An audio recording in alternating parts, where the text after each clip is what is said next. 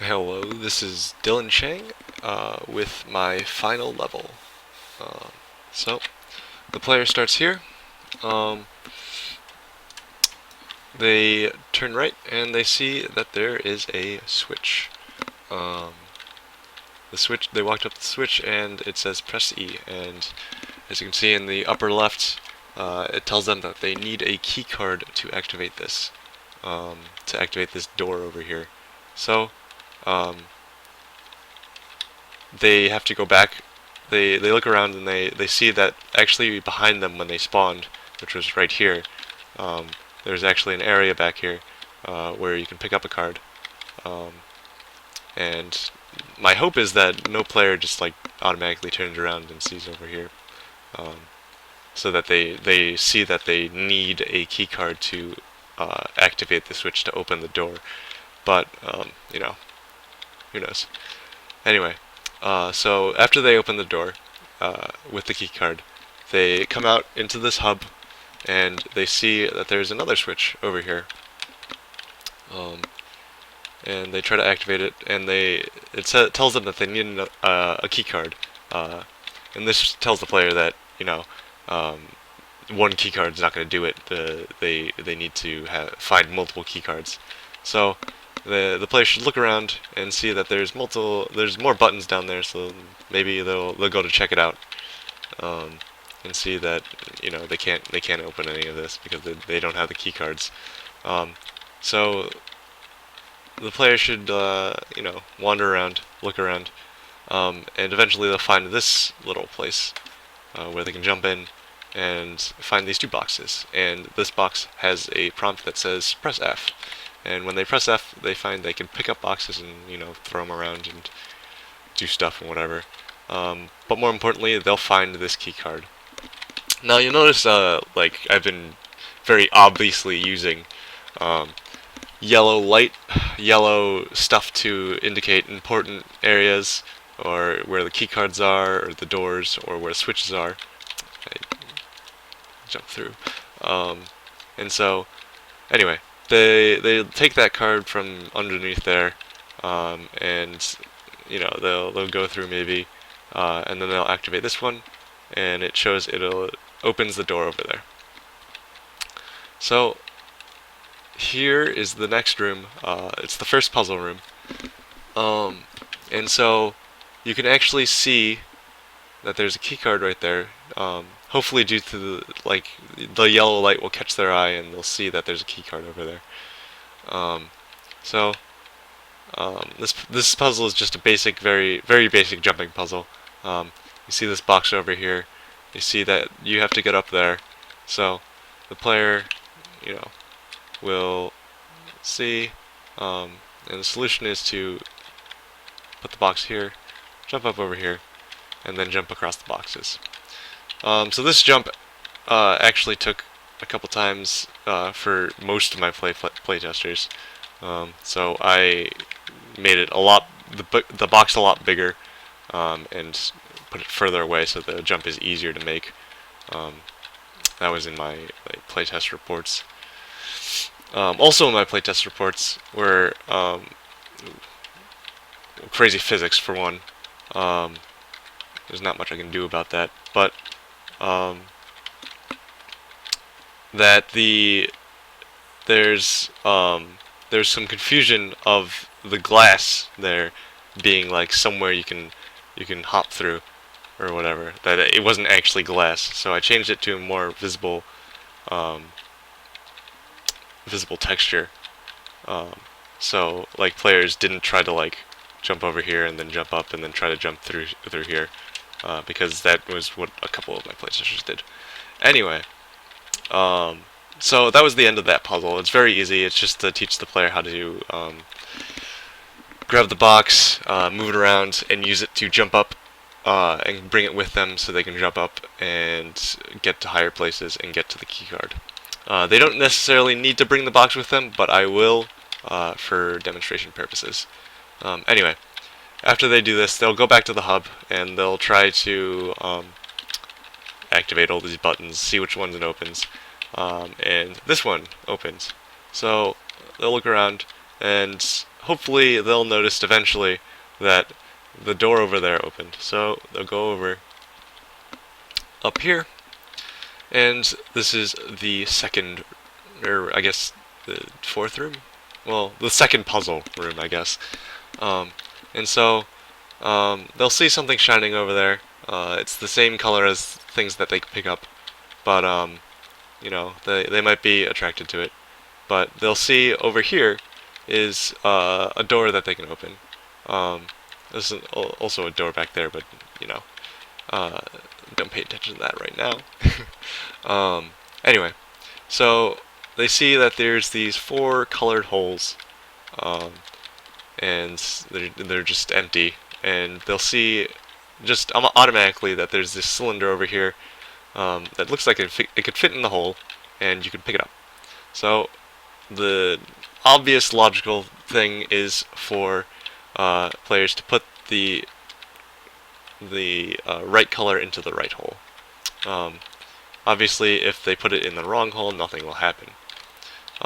So you'll notice that there was a text message in the upper left. I'll show it again. That just said a lock opens. And so it's different from a door opens because obviously a door hasn't opened yet. But it'll alert the player that they actually did something right, and that they should keep doing what they're doing.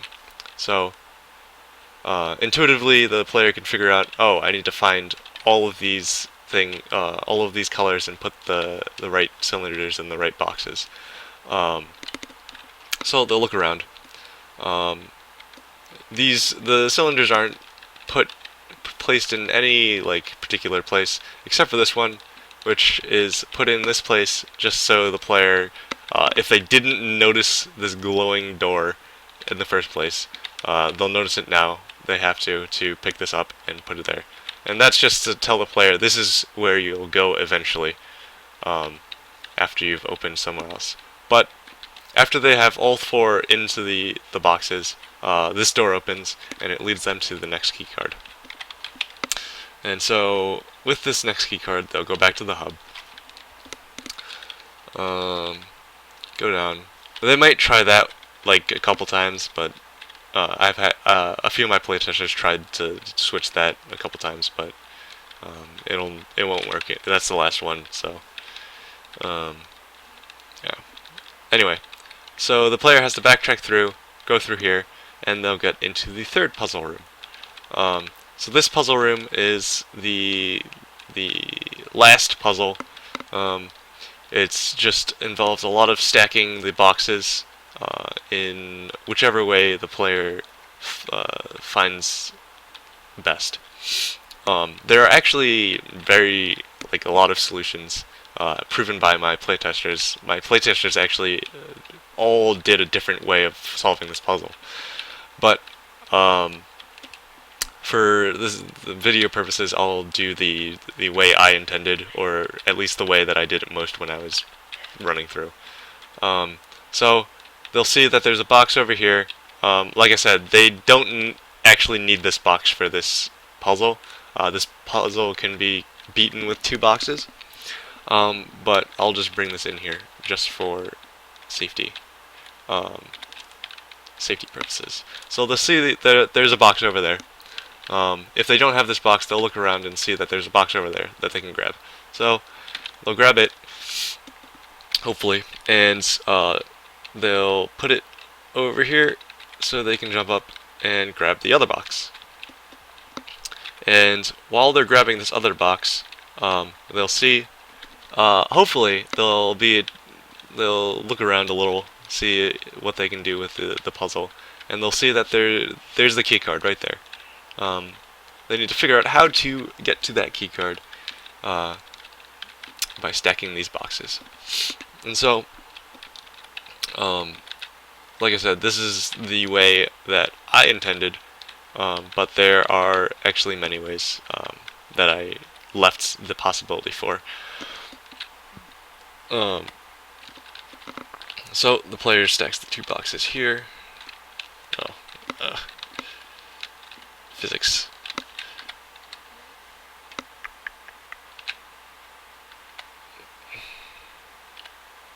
Oh no. Yeah, the physics gets a little weird sometimes. It makes these puzzles a lot harder than they should be. But I don't know if there's much I can do about that. Anyway, yeah, so the player needs to stack 2 boxes to get up to this shelf over here. They can't get up to it with 1 box.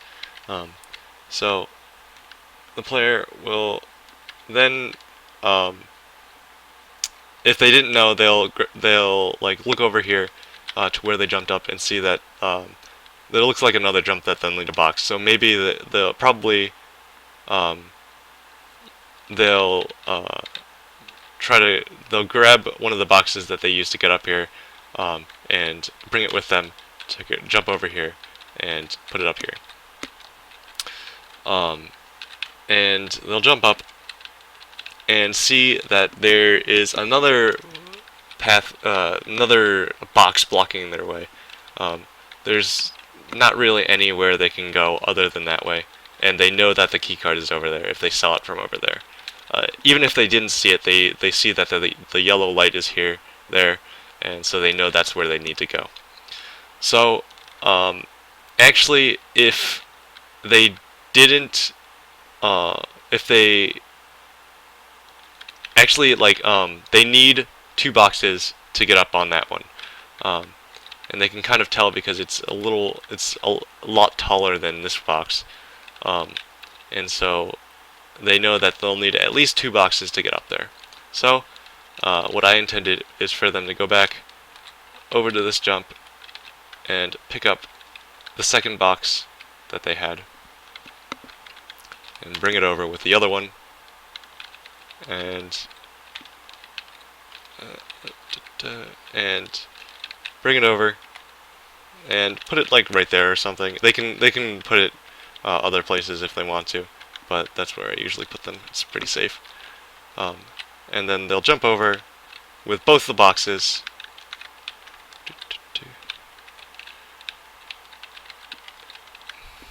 And stack them, and then boom, they finish the puzzle. They get the keycard, and they can continue out of the room. So like I said, there's a lot of different ways they can solve this. If you get all 3 boxes, you can solve it by jumping up over here on this box and stacking them, so they stack over here, and then you can stack the 2 up there, and that's much easier than the way actually I thought of it. Another way was actually just directly stacking up there with 3 boxes, and just there's different ways from what I've seen. Anyway, they'll go back to the hub, and they'll press this button, and the last door will open, and they will eventually find their way.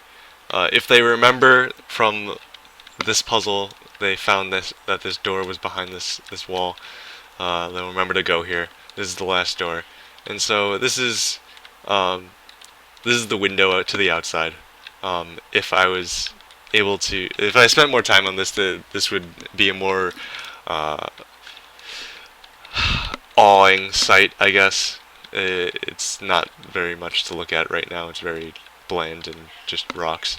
But it would be just like, oh man, this is a strange space planet or something.